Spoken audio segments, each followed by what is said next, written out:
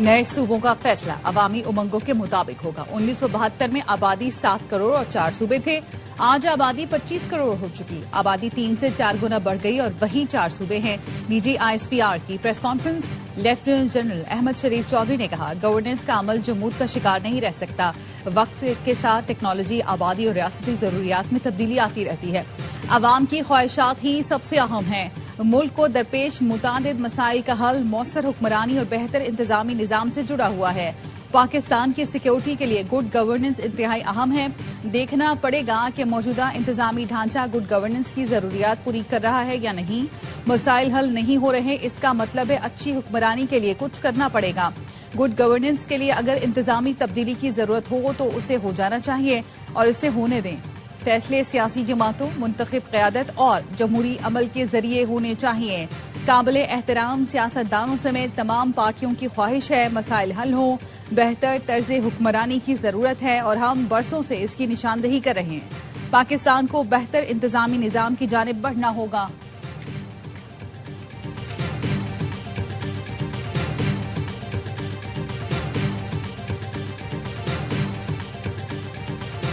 कश्मीर पाकिस्तान की शहर था, है और रहेगा। कश्मीर से आज भी एक ही आवाज उठती है कि पाकिस्तान हमारा है और हम पाकिस्तानी हैं। तर्जुमान अफवाज पाकिस्तान ने कहा, पाकिस्तान का सबसे लाडला बच्चा कश्मीर है। कश्मीरी चाहे यहाँ का हो या वहाँ का हो, वो कहता है कि मेरी जान पाकिस्तान है। पाकिस्तान और कश्मीर एक दूसरे का अटूट अंग है। बोलते हैं काबिज फौज नहीं चाहिए। तुम्हें पता है कश्मीरी और फौज का रिश्ता क्या है? 1 लाख फौजी कश्मीरी हैं। तुम क्या उनको लाना चाहते हो जो दिहाइयों से कश्मीरियों पर जुल्म कर रहे हैं, बेटियों की इज्जत लूटते हैं? डीजी ISPR का कहना है, अच्छा हुआ अफगान तालिबान रजीम ने बता दिया कि उनका DNA कहां से है। ये भारत को रिपोर्ट देते हैं और पैसे भी मांगते होंगे। अफगान तालिबान और RSS का DNA और मास्टर प्लानर एक ही है। हम इन दोनों को जानते और इनसे बखूबी निपटना भी जानते हैं। तालिबान रजीम ने हमारा टैंक कब्जे में लेने का झूठा दावा किया, तैयारा गिराने और पायलट पकड़ने का भी दावा किया था। शलवार कमीज में दिखाया जाने वाला पायलट शायद उनका कोई नशा ही होगा।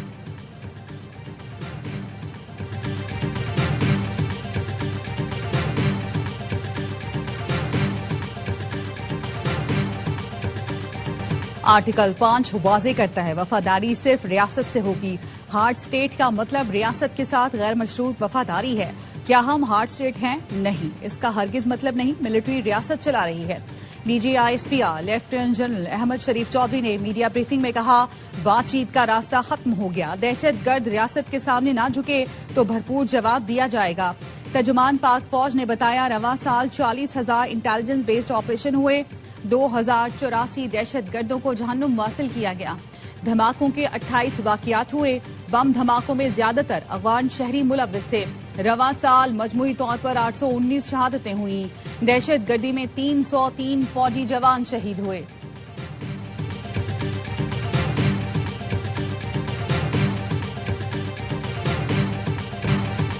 बलोचिस्तान का मसला सरदारी और अशराफिया का कब्जा है।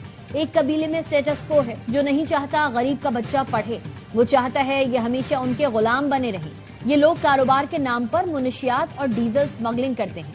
जब रोकें तो फिर दहशतगर्दी कराते हैं। DG ISPR lieutenant general Ahmad Sharif Chaudhry का कहना है, सरदारों को लेडीज फोर्स की तनख्वाहें चाहिए। कहते हैं हमें हिस्सा नहीं दोगे तो दहशतगर्दी कराएंगे। रियासत इनसे बात नहीं करेगी क्योंकि स्टेक होल्डर्स ये नहीं बलोचिस्तान के अवाम है। बलोचिस्तान के हवाले से जानबूझकर मनफी प्रोपेगेंडा किया जा रहा है। रियासत है तो सियासत है, रियासत है तो जान है। कहा जाता है हजारों बंदा उठा लिया।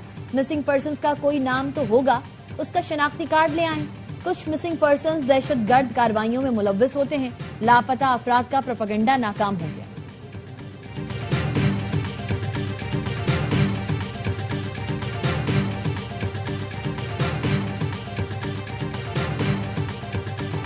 पेट्रोल 1 रुपए 9 पैसे फी लीटर महंगा। नई कीमत 336 रुपए 15 पैसे फी लीटर मुकर्रर। डीजल की कीमत में 2 रुपए 42 पैसे का इजाफा। डीजल की नई कीमत 393 है। बैनुल अक़वामी मार्केट में खाम तेल की कीमतों में कमी। ब्रेंट खाम तेल की कीमत 2.28% कमी के साथ $84.90 फी बैरल हो गई। अमरीकी वेस्ट टेक्सास खाम तेल की कीमत में 2.46% कमी। फी बैरल कीमत $81.53 हो गई।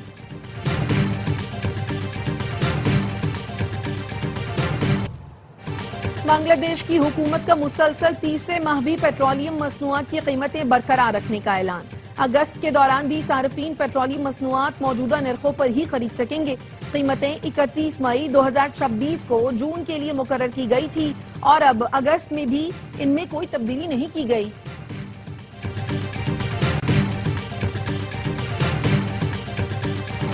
سونے اور چاندی کی قیمتوں میں اضافہ، فی تولہ سونا 3000 روپے اضافے کے ساتھ 4,30,436 روپے پر پہنچ گیا۔ فی اون سونا $30 اضافے سے $4080 کا ہو گیا۔ فی تولہ چاندی 79 روپے اضافے سے 6294 روپے میں فروخت ہو رہی ہے۔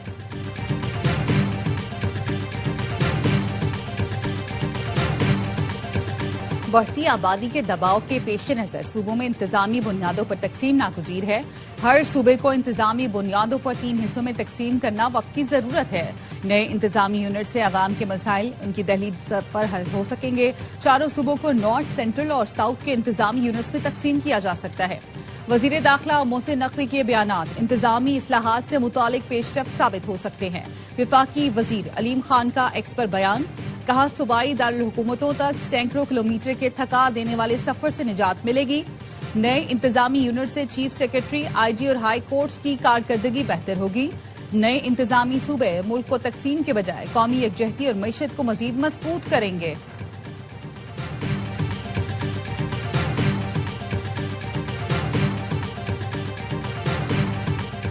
موجودہ نظام عوام کو سہولت دینے میں ناکام ہو چکا ہے۔ ایڈمنسٹریٹو یونٹ سے متعلق محسن نقوی نے جو بات کی وہ ہم بہت پہلے سے کر رہے ہیں۔ تمام جماعتوں کو بیٹھنا ہوگا۔ ایم کیو ایم کے رہنما اور وفاقی وزیر مصطفیٰ کمال کہتے ہیں قانون میں سقم ہے تو قانون تبدیل کر کے ایڈمنسٹریٹو یونٹس بنانے چاہیے۔ فاروق ستار نے بھی محسن نقوی کے موقف کی تائید کر دی، کہا معاشی و انتظامی بحران کا واحد حل اختیارات کی منتقلی اور نئے یونٹس ہیں۔ نئے یونٹس پر قومی اتفاق رائے پیدا کرنا ہی مسائل کے حل کا نقطہ آغاز ہوگا۔ تمام سیاسی جماعتیں ذاتی و سیاسی مفادات سے بالاتر ہو کر کام کریں۔ وزیر اعلیٰ سندھ نے نئے صوبوں کی تجویز گھسی پٹی قرار دے دی، کہا محسن نقوی کے بیان کا اشارہ کس طرف ہے مجھے پتہ نہیں۔ وفاق میں مسلم لیگ نون کی حکومت ہے، شاید اشارہ اس طرف ہے۔ سندھ کے لوگ محسن نقوی کی اس تجویز کو کبھی قبول نہیں کریں گے۔ سندھ صوفیہ کرام کی دھرتی ہے، نوجوان ملک کا مستقبل ہے، کاکروچ نہیں۔ کراچی میں میڈیا سے گفتگو میں مراد علی شاہ نے کہا حیدرآباد سکھر موٹر وے کرپشن کیس کی رقم سندھ حکومت نے ریکور کر لی تھی۔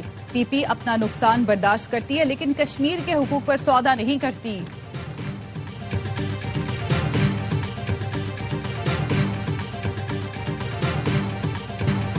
کراچی اور گوادر وفاق کے زیر انتظام ہونے چاہیے۔ وزیر دفاع خواجہ آصف نے بھی ملک میں انتظامی یونٹ بنانے کی تجویز دے دی۔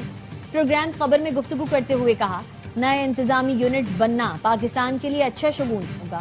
لسانیت یا صوبائیت کی بنیاد پر صوبہ نہیں ہونا چاہیے۔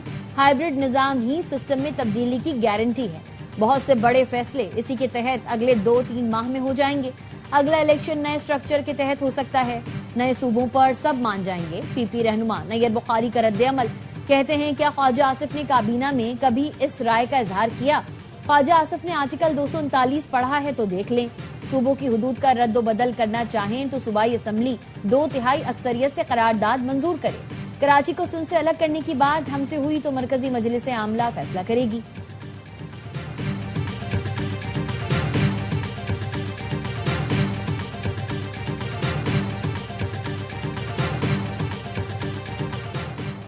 وفاقی وزیر داخلہ محسن نقوی سے کے پی اور بلوچستان کے تاجروں صنعتکاروں کی اسلام آباد میں ملاقات۔ تمام چیمبرز آف کامرس نے اپنے صوبوں کی موجودہ سیکیورٹی صورتحال اور مسائل سے آگاہ کیا۔ وزیر داخلہ محسن نقوی کی تاجر برادری کو مکمل تعاون کی یقین دہانی، کہا تاجروں صنعتکاروں کے مسائل کے حل کے لیے تمام ممکنہ وسائل بروئے کار لائیں گے۔ وزیر اعلیٰ بلوچستان سرفراز بگٹی کہتے ہیں میرے خلاف یا میری گورننس کے خلاف جتنی سیاست کرنی ہے کر لیں، شہیدوں پر سیاست نہ کریں۔ شہداء ہمارا فخر ہے، معصوم لوگوں کو لاحاصل جنگ کی طرف دھکیلا جا رہا ہے۔ بلوچستان میں جلد امن کا سورج پوری آب و تاب سے چمکے گا، دہشت گردی کا جواں مردی سے مقابلہ کریں گے۔